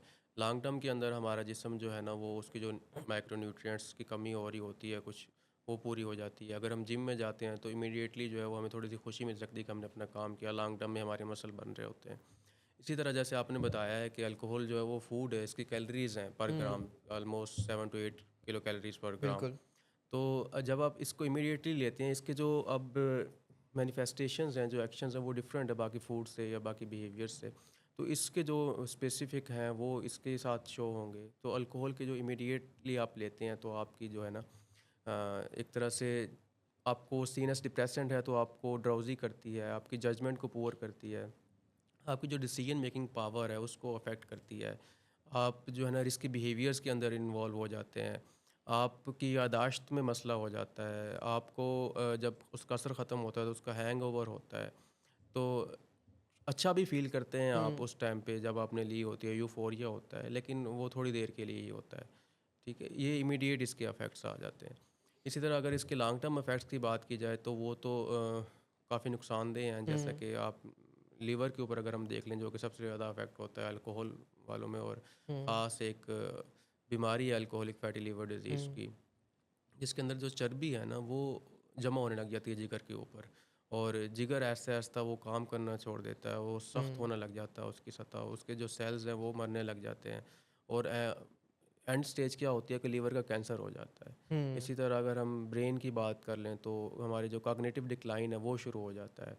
जो अल्कोहल है वो न्यूट्रिएंट्स को जज़ब नहीं होने देती। हुँ, इसके अलावा अगर हम अल्कोहल लेते रहें तो अल्कोहल ही हम लेते रहते हैं और जो एनर्जी की रिक्वायरमेंट वो पूरी होती रहती है, तो हम खुराक की तरफ नहीं जाते। इस तरह भी मैक्रो न्यूट्रिएंट्स या ख़ास तौर पे विटामिन बी कम्प्लेक्स के जो कुछ हैं, हुँ, थायामीन जैसे कि B1, वो डेफिशिएंसी डेवलप हो जाती है। इसी तरह अगर जो ब्रेन है वो फिर वर्निक एक सिंड्रोम है, वर्निकी कोर्सकॉफ सिंड्रोम, हुँ, वो डेवलप हो बिल्कुल। जाता है। इसी विटामिन बी 1 डेफिशिएंसी जी जिसकी वजह बिल्कुल। से ये सिंड्रोम होना शुरू हो जाता है, जिसमें पेशेंट को समझ नहीं लगती कि वो क्या बातें कर रहा है, उससे पुरानी यादें नहीं आती, उसकी जो मेमोरी है वो इतने डेफिसिट हो जाती है और वो उसको कवर अप करने के लिए कन्फेबुलेट करना शुरू कर देता है, अपनी तरह से कहानियाँ बनाना शुरू कर देता है कि हाँ मुझे वो याद है, वो इस तरह हुआ था, इस तरह हुआ था। लेकिन असल में उसकी मेमोरी वो काफ़ी डिस्टर्ब हो गई होती है। बिल्कुल, इसी तरह फालिज का रिस्क बढ़ जाता है लॉन्ग टर्म यूज़ करने से। दिल के मसाइल पैदा होते हैं, जैसा कि ब्लड प्रेशर बढ़ जाता है। दिल के कोई जो हमारी हार्ट बीट है वो एक रेगुलरली हमारा हार्ट जो है ना वो बीट कर रहा होता है ख़ास फिक्स इंटरवल के साथ। उसके अंदर जो इंटरवल के दौरान का वक्फा होता है उसके अंदर बेतरतीबी आ जाती है, जिसको रिदमियास कहते हैं, वो डेवलप हो जाते हैं। इसी तरह जैसे आपने पेट के ऊपर बात की तो गैस्ट्रिक अल्सर्स बन जाते हैं, पैंक्रेटाइटिस हो जाता है। तो ये सारे मसाइल हैं जो इसके साथ एसोसिएटेड हैं। तो इसी तरह हमारा जो इम्यून सिस्टम है वो वीक हो जाता है, हमें तरह तरह की इन्फेक्शंस होने लग जाती हैं। हमारी जो सोशल और ऑक्यूपेशनल फंक्शनिंग होती है वो इम्पेयर हो जाती है। हम काम पे जाना छोड़ देते हैं, हर वक्त जो है वो अल्कोहल के नशे में लगे रहते हैं, इसको हासिल करने में, पीने में, उसके निकलने में। इसी को मैनेज करते करते हमारा जो है ना वो सारा वक्त गुजर जाता है। इसी तरह लॉन्ग टर्म यूज़ करने से कुछ ना कुछ तो पहले भी मेंटल हेल्थ इश्यूज़ होते हैं, लेकिन कुछ और भी बढ़ जाते हैं, जैसा कि डिप्रेशन बढ़ जाता है, एंग्जाइटी बढ़ जाती है, मूड के जो स्विंग्स हैं वो बढ़ जाते हैं, इरिटेबिलिटी बढ़ जाती है।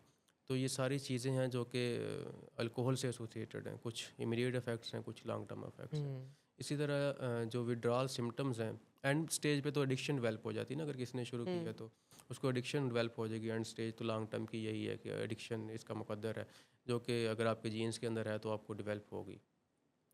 इसी तरह अगर एक टॉपिक आपने डिस्कस किया था विड्रॉल के क्या फिजियोलॉजी, कैसे विड्रॉल सिम्टम्स आते हैं और क्या, तो जैसा कि आपने बताया कि सीनस डिप्रेसेंट है अल्कोहल और जहाँ पे हमारे दिमाग में जो बहुत सारे न्यूरोट्रांसमीटर्स हैं उनमें से जो दो इम्पोर्टेंट अल्कोहल की विड्रॉल फिजियोलॉजी में रोल प्ले करते हैं, तो वो हैं एक गाबा है और एक ग्लूटामेट है।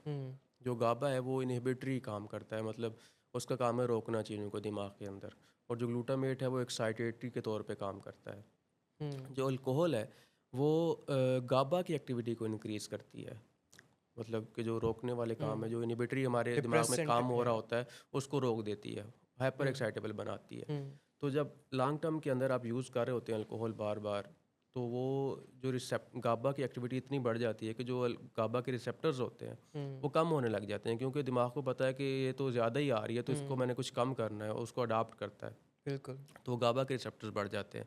लेकिन ग्लूटामेट जो कि एक्साइटेटरी है उसको ये कम कर रही होती है, तो उसके रिसेप्टर्स बढ़ जाते हैं, गाबा के कम हो जाते हैं और इसके बढ़ जाते हैं। तो जब फिर आप छोड़ते हैं अल्कोहल को तो जो गाबा के रिसेप्टर्स वो कम हुए होते हैं तो उसका कोई इतना वो नहीं आता, लेकिन जो ग्लूटामेट के रिसेप्टर्स ज़्यादा हुए होते हैं तो उसकी सेंसिटिविटी ज़्यादा बढ़ जाती है। जो ही आपने छोड़ी है, आप लॉन्ग टर्म यूज़ करने के बाद अल्कोहल को छोड़ते हैं तो वो स्टिमुलेट होता है, एक्साइटेटरी जो सिस्टम है वो एक्टिवेट हो जाता है, तो फिर हमें विड्रॉल के सिम्टम्स आने लग जाते हैं। इसी तरह जो दूसरी तरह ये काम करती है विड्रॉल सिम्टम्स की, बेसिकली हमारा जो ऑटोनोमिक नर्वस सिस्टम है उसके दो पार्ट्स हैं, पैरासिम्पैथेटिक और सिम्पैथेटिक। जो अल्कोहल है वो पैरासिम्पैथेटिक सिस्टम को बढ़ाती है और जो सिम्पैथेटिक सिस्टम है उसको कम करती है। लेकिन जब आप छोड़ते हैं तो फिर उल्टा हो जाता है, तो हमारा सिम्पैथेटिक सिस्टम है वो ओवर एक्टिवेट हो जाता है और जो हमारा पैरासिम्पैथेटिक सिस्टम है वो डाउन हो जाता है। तो सिम्पैथेटिक सिस्टम जो है वो फ़ाइट और फ्लाइट के साथ एसोसिएटेड है, या तो हम लड़ते हैं या फिर भागते हैं। तो इस तरह जब ये वाला सिस्टम एक्टिवेट होता है तो हमारे दिल की धड़कन तेज़ हो जाती है, हमें जो है ना वो कांपने लग जाते हैं, हमें कपकपी तारी हो जाती है, ट्रेमर्स आते हैं, हमें एंग्जाइटी होती है, परेशानी होती है, तो इंसोम्निया डेवलप हो सकता है। बिल्कुल, नींद जो ख़राबी आ जाएगी, तो ये वाले सिम्टम्स आने लग जाते हैं। और अल्कोहल छोड़ने के भी कुछ जो है ना वो डिफरेंट टाइम्स के, आपने कितने देर से छोड़ी हुई है उसके डिफरेंट टाइम्स के हिसाब से डिफरेंट सिम्टम्स आती हैं। बिल्कुल। पहले जो 6 से 12 घंटे हैं उनके अंदर डिफरेंट सिम्टम्स आ रही होंगी, अगले जो 12 से 48 घंटे हैं उनके अंदर डिफरेंट सिम्टम्स आ रही होंगी, फिर आगे जो 48 से 72 घंटे हैं उनके अंदर डिफरेंट सिम्टम्स आ रही होंगी। शुरू में जो है वो जैसे अभी हमने जिक्र किया कि ट्रेमर्स का, एंग्जाइटी का, पैल्पिटेशंस का, इंसोम्निया का, ये वाले शुरू के अंदर सिम्टम्स आएंगे। लेकिन जब 12 से 48 घंटे गुजर जाएंगे तो फिर इन सिम्टम्स के साथ साथ हमें जो है ना वो सीरियस का रिस्क बहुत ज़्यादा बढ़ जाता है। तो क्योंकि विड्रॉल्स जो है ना वो इसमें बढ़ता रहता है, तो आपको कमी जो उसकी एक बैलेंस होता है ब्लड के अंदर वो और कम होता जाता है, गिरता जाता है, तो फिर वो सवेयर हो जाता है। इस सीरियस के साथ साथ जो है ना वो हेलुसिनेशंस भी हो सकती हैं, जैसा कि कोई हेलुसिनेशंस होती हैं कि सुनना, ऐसी आवाज़ें जो कि वजूद में ना रखती हों और हमें सुनाई दें, या कोई नज़र आ जाना। विजुअल हेलुसिनेशंस जैसी कोई चीज़ें जो कि हकीकी तौर पे ना हों लेकिन हमें नज़र आने लगें कि हमें लगे कि ये रियल हैं, तो ये भी शुरू हो जाती हैं ये 12 से 48 घंटों के दौरान। फिर आगे जो 48 से 72 घंटे हैं वो तो बहुत ही ख़तरनाक होते हैं। उसके अंदर जो है वो डिलीरियम ट्रेमंस जिन्हें हम कहते हैं वो शुरू हो जाते हैं। उसके अंदर क्या होता है डिलीरियम ट्रेमंस के अंदर, एक तो आपको कन्फ्यूजन होती है, आप वेल ओरिएंटेड नहीं होते टाइम प्लेस एंड पर्सन में, आप कंफ्यूज होते हैं। साथ में आपको हेलुसिनेशंस भी होती हैं, ऑडिटरी भी हो सकती हैं, विजुअल भी हो सकती हैं। साथ में आपका जो ना ऑटोनॉमिक नर्वस सिस्टम है वो उसका बैलेंस ख़त्म हो जाता है। उसके अंदर जो है ना हो सकता है कि इनकॉन्टिनेंस हो जाए आपको, मतलब कि पेशाब जो है पखाने का कंट्रोल ख़त्म हो जाए। तो ये हैं जो कि विड्रॉल सिम्टम्स के अंदर हो सकता है, तो इसके बारे में अवेयरनेस होना ज़रूरी है। डिलीरियम ट्रेमेंस के अंदर साथ ही फीवर होने के चांसेस, पसीने आना, और वो जो आपने बात की कि कन्फ्यूजन होना कि जो डिसोरिएंटेशन हो गई है कि मैं कहाँ पे हूँ, मैं किस वक्त पे हूँ, कहाँ पे मुझे कौन लेके आया है, किस तरह लेके आया है, ये अंदाज़ा ना होना, और इसके पीछे फिर फियर की वजह से वो अग्रेशन भी आ सकता है। उन्हें समझ नहीं लग रही कि उनके साथ हो क्या रहा है, उन्हें कोई समझाने की कोशिश कर रहा है तो उन पे भी गुस्सा कर रहे हैं। तो ये सारी जो अलामात हैं, ये ड्रग्स जो अल्कोहल है उसके विड्रॉल्स के अंदर आ रही हैं। तो इसकी मैनेजमेंट क्या होगी, तो वो हम डिस्कस करेंगे एक छोटे से ब्रेक के बाद कि किस तरह जो अल्कोहल इफ़ेक्ट्स में आ रहे हैं, अल्कोहल के यूज़ की वजह से क्या जो ख़राबियाँ आई हैं जिन्हें हमने डिस्कस किया, हमारा ब्रेन, हमारा लिवर, हमारा हार्ट, हमारा जीआई ट्रैक, और जो साइकाइट्रिक बिहेवियरल डिसऑर्डर्स आ रहे हैं उनको हम कैसे मैनेज करेंगे। और जो विड्रॉल्स आ गए हैं कि अब पेशेंट ने कुछ अरसे से अल्कोहल इस्तेमाल नहीं की, पहले 6 घंटों में, उसके बाद 12 घंटों में, फिर नेक्स्ट 3 डेज़ के अंदर डिफरेंट डिफरेंट विड्रॉल सिम्टम्स आ गए, तो उनको हम किस तरह मैनेज करेंगे। तो ये सारी डिस्कशन हम एक छोटे से ब्रेक के बाद करेंगे। Thank you. जी, वेलकम बैक। हम ब्रेक पे जाने से पहले कुछ डिस्कस कर रहे थे कि किस तरह अल्कोहलिज़म, अल्कोहल यूज़ डिसऑर्डर में कुछ इफ़ेक्ट्स आ जाते हैं जो अल्कोहल की वजह से आ रहे होते हैं, कुछ इमीडिएट होते हैं, कुछ लॉन्ग टर्म होते हैं। और जब पेशेंट अल्कोहल इस्तेमाल नहीं करता कुछ अर्सा, तो उसके साथ साथ कुछ विड्रॉल्स आना शुरू हो जाते हैं। तो बोथ इफ़ेक्ट्स और विड्रॉल्स की मैनेजमेंट ज़रूरी हो जाती है, जिसमें एक पार्ट तो है जो उनको साइकोलॉजिकल वेलफेयर, जो उनकी मेंटल हेल्थ है उसको बातचीत से बहाल किया जाता है, लेकिन दूसरा जो फिज़िकल एस्पेक्ट है उसके लिए कुछ मेडिकेशन देने की भी ज़रूरत पड़ती है। तो वो क्या मेडिकेशंस हैं, वो क्या साइकोथेरेपी है, वो क्या बातें हैं जो पेशेंट से की जाती हैं, तो उनका मुख्तसर सा हम तबसरा करते हैं अब। तो स्टार्ट करते हैं कि जब हमने एक पेशेंट को अपने मेडिकल क्राइटेरिया के साथ उनको असेस किया, उनकी हिस्ट्री ली, ना सिर्फ उनसे बल्कि उनकी फैमिली से, और ये अंदाज़ा लगाया और ये डायग्नोज़ किया कि the patient is suffering from drug abuse और ड्रग एडिक्शन, तो उनकी मैनेजमेंट स्टार्ट की। अच्छा, जो फर्स्ट लाइन आ जाती हैं ड्रग्स फॉर विड्रॉल्स के पेशेंट को अभी 12 घंटे 24 घंटे हो गए हैं, और बेचैनी हो रही है, ट्रेमर्स हो रहे हैं, जैसे पहले डिस्कस किया कि विड्रॉल्स में ये सिम्टम्स आ जाना बहुत कॉमन है।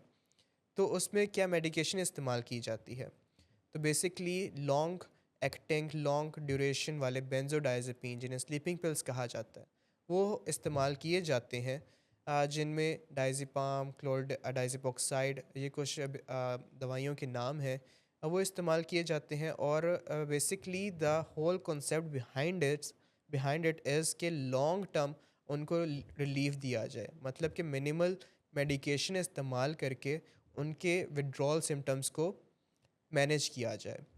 इसी तरह कुछ विटामिन डेफिशिएंसीज़ होना शुरू हो जाती हैं, जो अल्कोहल यूज़ की वजह से काफ़ी हद तक मास्क हो रही होती हैं। तो जब वो अल्कोहल यूज़ हटता है तो वो डेफिशिएंसीज़ की वजह से डिफरेंट सिंड्रोम्स होने के खदशात हो जाते हैं, जिनमें से एक वर्निकी कोर्साकॉफ सिंड्रोम है। तो इसको प्रिवेंट करने के लिए उनका जल्द अज़ जल्द कोई मल्टीविटामिन और स्पेशली विटामिन B1 के इंजेक्शंस या टैबलेट फॉर्म में उनको मेडिसिन दी जाती है। इसी तरह ना सिर्फ विटामिन्स बल्कि बाकी नमकियात जिनमें मैग्नीशियम शामिल है और पोटेशियम शामिल है, फॉस्फेट शामिल है, इनकी डेफिशिएंसी भी काफ़ी कॉमन हो जाती है, तो इनको भी हमें रिप्लेस करने की ज़रूरत पड़ती है। इसी के साथ साथ जब 72 आवर्स का मार्कर है और सीजर होने के चांसेस इंक्रीज़ हो जाते हैं, तो उनको उसको प्रिवेंट करने के लिए हम कुछ एंटी कन्वल्सेंट्स भी इस्तेमाल करते हैं, जिनमें एपीवॉल मतलब सोडियम वेलप्रोएट, कार्बामेज़ेपिन, इस तरह की मेडिकेशंस शामिल हैं। अगर पेशेंट अग्रेशन में है और कन्फ्यूजन में है और लड़ाई करने के लिए स्टाफ से या डॉक्टर से या फैमिली मेम्बर से कोशिश कर रहा है, तो हो सकता है कि उनको कुछ ना कुछ डोजेज में एंटीसाइकोटिक की भी ज़रूरत पड़े, जिससे उनके डोपामीन के लेवल्स को मेंटेन किया जा सके और उनके अग्रेशन को ख़त्म किया जा सके। तो ये तो हो गया कि मेजर क्या मेडिकेशंस थी। इसके साथ साथ जो उनकी सपोर्टिव केयर है, उनकी सिम्प्टोमेटिक केयर है, उनके ब्लड सैंपल्स लिए जाते हैं, उनके वाइटल्स लिए जाते हैं, उनका देखा जाता है कि ब्लड प्रेशर कितना है, हार्ट रेट कितना है, रेस्पिरेशन कितनी है, और उस हिसाब से उनकी मैनेजमेंट सपोर्टिव केयर प्लान की जाती है कि अगर उनको ऑक्सीजन की ज़रूरत है, अगर उनको किसी एंटी हाइपरटेंसिव की ज़रूरत है, उनके ब्लड प्रेशर को मेंटेन करने की, उनको नॉर्मल में लाने की ज़रूरत है, तो उसकी मेडिकेशन दी जाती है। तो ये तो हो गया कि इमीडिएटली हमने उनके साथ एक पेशेंट के साथ जो अल्कोहल को छोड़े हुए है पिछले 2 दिन से 3 दिन से, तो उनकी बॉडी में जो विड्रॉल्स आ रहे हैं उनको हमने मैनेज कर लिया।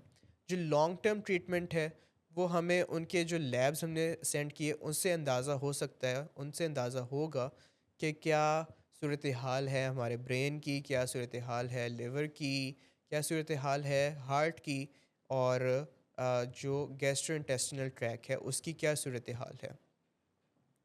उस हिसाब से उनका जो फर्दर प्लान ऑफ एक्शन है वो बनाया जाता है, और ये सब कुछ एक कोलैबोरेटिव एफर्ट होती है from medicine, from cardio, from psychiatry as well, कि पेशेंट आ गया है अल्कोहल यूज़ के साथ, अल्कोहल यूज़ डिसऑर्डर में, तो हमने ना सिर्फ उनकी मेंटल हेल्थ का ख्याल रखना है बल्कि उनकी फ़िज़िकल हेल्थ को भी उसी तरह इम्पोर्टेंस देनी है।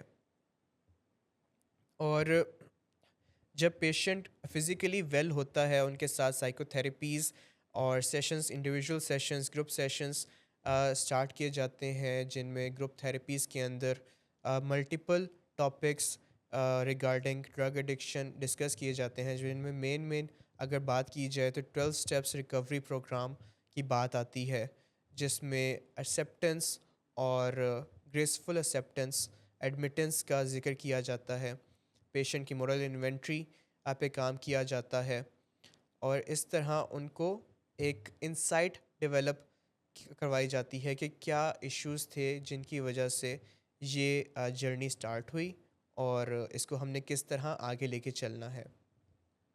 इन द लॉन्ग रन जो उनकी रिलैप्स प्रिवेंशन पे काम करना है, उसके अंदर भी कुछ मेडिकेशंस का इस्तेमाल किया जा सकता है, जिसमें नैल्ट्रेक्सोन, एकेम्प्रोसेट, डाइसल्फिरैम, इस तरह की टैबलेट्स मार्केट में अवेलेबल हैं। जो कुछ टैबलेट्स तो ऐसी हैं कि जिनके साथ नशा करेंगे तो अल्कोहल यूज़ करेंगे तो वॉमिट इंड्यूस हो जाएगी, और कुछ इस तरह की मेडिकेशंस हैं जो उनकी क्रेविंग्स को, उनकी एंग्जाइटी को मेंटेन करके रखती हैं, कम रखती हैं, ताकि उनको ये क्रेविंग ना हो दोबारा, और काफ़ी अगर हो भी तो उसको वो मैनेज कर सकें। तो ये कुछ मेजर मैनेजमेंट थी रिगार्डिंग द अल्कोहल इफ़ेक्ट्स और अल्कोहल विड्रॉल्स। तो अगर इसमें कुछ आपका सवाल हो तो आप हमसे ज़रूर शेयर कीजिएगा। हमारा आज यही टॉपिक था। तो डॉक्टर शाहसवार, अगर आपने कुछ ऐड करना है इसमें तो हम आप कर लें ताकि हम इसको रैप अप की तरफ लेके चलें। जी ज़रूर डॉक्टर अहमद, आपने काफ़ी डिटेल से जो है ना वो अल्कोहल की विड्रॉल मैनेजमेंट और बता दी है। तो मैं इसमें ये कहूँगा कि अक्सर पेशेंट्स जो है ना वो पूछते हैं कि क्या हम घर में रह के छोड़ सकते हैं या हमें दाखिल होना ज़रूरी है। तो इसमें दोनों सूरतें आ जाती हैं, घर में भी छोड़ी जा सकती है और दाखिल भी कई सूरतों में होना पड़ता है। वो बेसिकली एक हिस्ट्री टेकिंग से ही पता चलेगा, डिटेल हिस्ट्री टेकिंग से। लेकिन घर के अंदर छोड़ना और ख़ुद से छोड़ना ये काफ़ी ख़तरनाक सूरत हाल हो बिल्कुल। सकती है, जिसके अंदर जैसे हमने पहले जिक्र किया वर्निकी-कोर्साकॉफ सिंड्रोम का, जो कि एक इरिवर्सिबल तौर पे आपका ब्रेन डैमेज हो जाता है, जिसके तो एक बहुत सीरियस सूरत हाल है। इसलिए ख़ुद से ट्राई करना छोड़ने की ये नहीं करनी, ये मैं रिकमेंड नहीं करूँगा कि ख़ुद से कोई मेडिसिन लेके, क्योंकि विड्रॉल को मैनेज करना एक इंट्रिकेट और काफ़ी कम्प्लेक्स प्रोसेस है, जिसके अंदर आपको कई डायमेंशंस के अंदर सोचना होता है। उसका जो पहले डैमेज हो चुका है उसको देखना होता है कि उसके अंदर क्या क्या डैमेज हो चुका है, उस डैमेज के अंदर आप क्या मेडिसिन नहीं दे सकते, क्या दे सकते हैं, अभी किस तरह मैनेज करना है, हाइपोग्लाइसीमिया हो रहा है या क्या हो रहा है, किस विटामिन की डेफिशिएंसी है, पहले क्या रिप्लेस करना है, बाद में क्या रिप्लेस करना है, क्या डोज़ देनी है, किस तरह डोज़ को एडजस्ट करना है, चेंज करनी है डोज़। तो ये सारा जो है ना एक मेडिकल प्रोफेशनल, एक साइकियाट्रिस्ट की निगरानी के अंदर ही आपको करना चाहिए और इसी से ही जो है ना वो बेहतर रिजल्ट्स आएंगे। और दूसरा जो है जहाँ जब आप एक रिहैब के अंदर एक साइकियाट्रिक फैसिलिटी के अंदर एडमिट होते हैं, तो वहाँ पे जो आपको अल्कोहल विड्रॉल में जो सिम्टम्स आते हैं उनको प्रीएम्प्टली जो है ना वो मैनेज किया जाता है। बिल्कुल। ये नहीं कि आपको सिम्टम्स आ गए हैं तो इसलिए डरने की ज़रूरत नहीं है कि हम मुझे ये सिम्टम्स आएंगे। हो सकता है कि मोस्ट प्रोबेबली बल्कि आपको सिम्टम्स वो नहीं आएंगे, वो हम इस तरह मैनेज करते हैं कि आपको वो सिम्टम्स ज़ाहिर ही नहीं होंगे, आपको पता ही नहीं चलेगा कि आप विड्रॉल से गुजर रहे हैं और आप सक्सेसफुली इंशाल्लाह उस विड्रॉल से निकल आएंगे। बिल्कुल। तो ये कुछ डिस्कशन थी आज के टॉपिक पे, जिसमें हमने डिस्कस किया कि किस तरह एक पर्सन को हम आइडेंटिफाई कर सकते हैं कि he has slipped from social drinking to the realms of addiction, to the realms of alcohol use disorder. तो हमने वहाँ से ज़िक्र शुरू किया अपनी बात का, और हमने डिस्कस किया क्या इफ़ेक्ट्स होते हैं, क्या विड्रॉल्स होते हैं, और आखिर में कि उनको मैनेज किस तरह किया जाता है। घर में भी हो सकता है लेकिन इतना अच्छी तरीके से नहीं, जिसमें खदशात के बग़ैर इसको मैनेज करना बहुत मुश्किल है। होम डिटॉक्स भी किया जा सकता है with the supervision of medical professionals, with the supervision of psychiatrists, medical professionals, और जो स्पेशलिस्ट्स हैं बेसिकली। तो यही हमारी आज की डिस्कशन रही। इसमें आपका कोई भी अगर सवाल हो तो आप हमसे ज़रूर कांटेक्ट करें through our comment sections, through our WhatsApp number जो स्क्रीन पर भी शामिल किया जाता है। तो आज के लिए इतना ही। आप अपना ख्याल रखें। हम दोबारा मुलाकात करेंगे नेक्स्ट संडे को और न्यू टॉपिक के साथ आपके लिए पेश करेंगे अपना show you asked for it. Thank you.